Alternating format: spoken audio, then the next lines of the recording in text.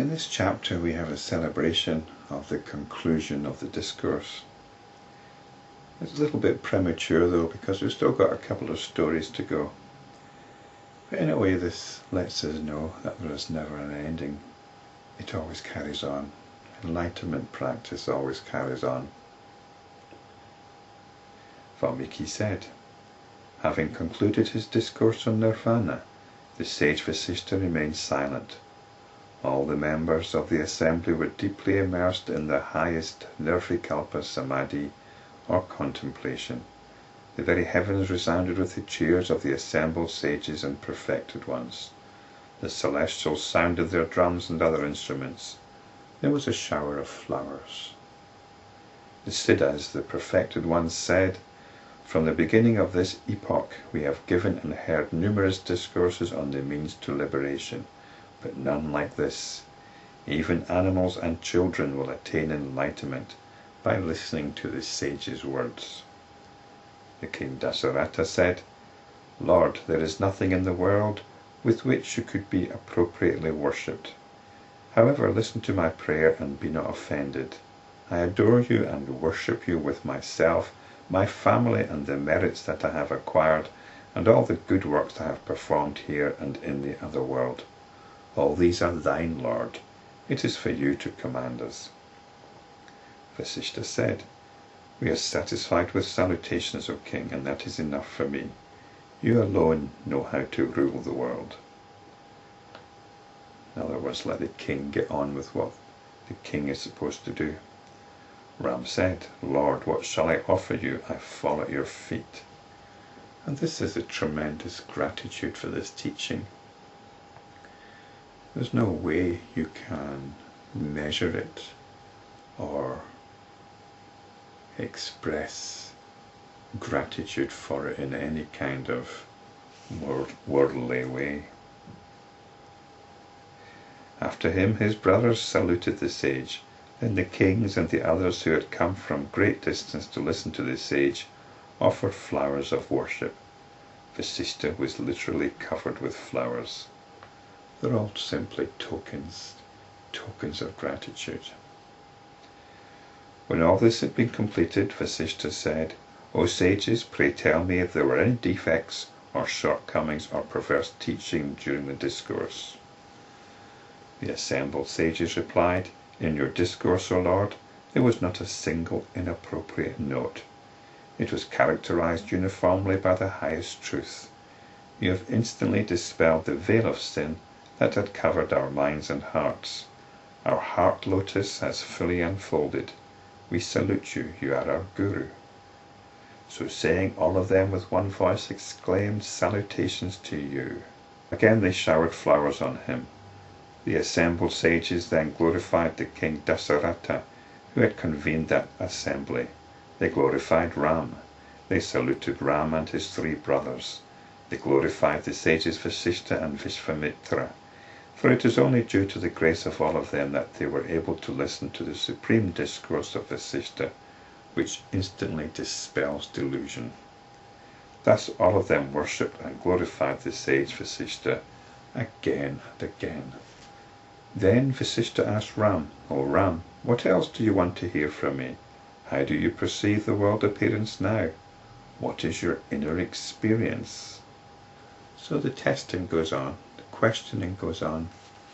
We mustn't get carried away with the bliss of realization, with the tremendous relief that follows from it. We carry on always with the work. Ram replied, by your grace I have attained supreme purity. All the impurities have been cleared away. All my misunderstandings and delusions have been dispelled. My bondage has been cut. My intelligence is pure like a crystal. My mind does not crave for more instruction. I have nothing to do with anything, neither instructions nor any objects, neither relatives nor scriptures, nor even renunciation. It sounds like he's giving up everything, but he's not. I behold the world as the pure, infinite, indivisible consciousness. The world is otherwise a void which disappears, the moment the illusion vanishes. The world is insubstantial. It has no inherent reality, at least not on the terms which we think it has.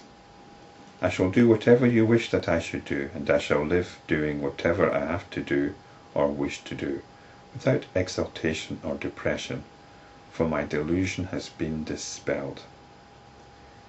And again, this doesn't mean that you get on with things robotically. It simply means that you don't build a drama out of it. Things happen. You get on with things. Some things might be pleasant, some things might be unpleasant. But you don't get into resisting it. You don't get into being grumpy about it, or being grouchy about it, or feeling that you deserve good things to happen, that it's about time something good happened, or that you're some kind of martyr to circumstances.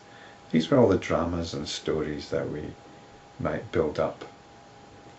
There are so many dramas and stories which we build up about things and about our picture of ourselves in the scheme of things and the nature of the world in which we live.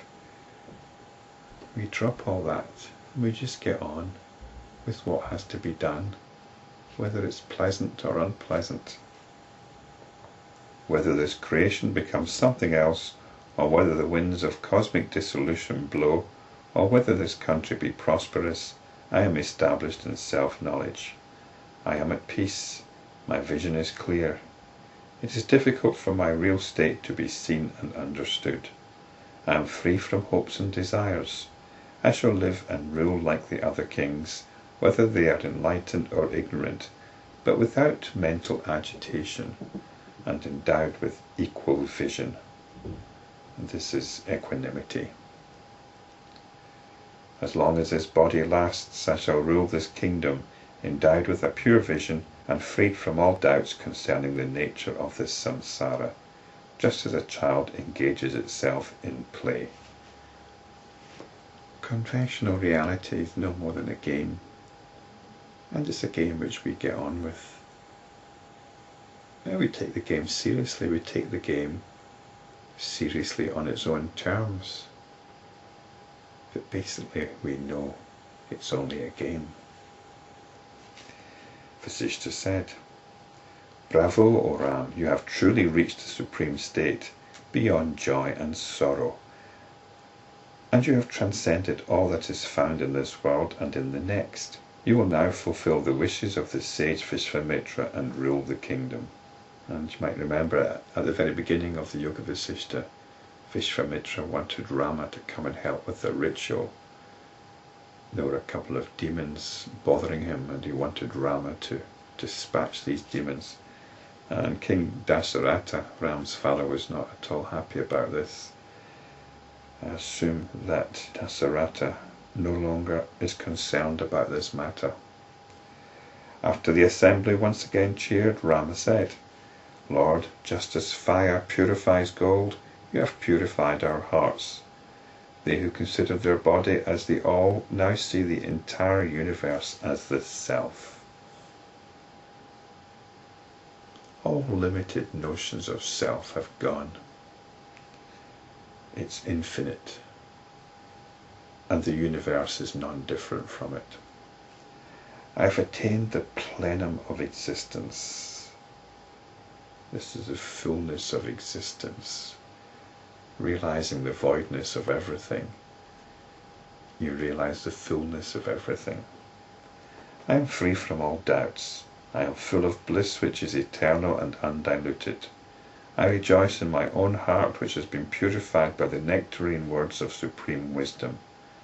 By your grace I have attained the state in which the whole world itself appears to be the eternal, immortal, and infinite reality. There's no discrimination anymore. It's all Brahman.